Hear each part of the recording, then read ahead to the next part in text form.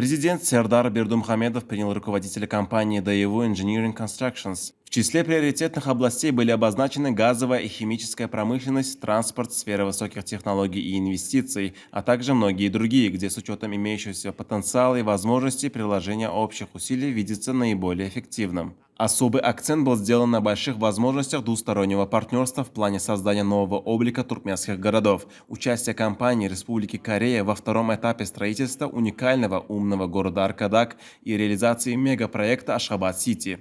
Глава государства высоко оценил установившееся позитивное сотрудничество между государственным концерном Туркменхимии и компанией, заявив о готовности туркменской стороны рассмотреть конкретные предложения корейских партнеров по развитию химической промышленности, в частности производства фосфорного, аммиачного и карбамидного удобрений.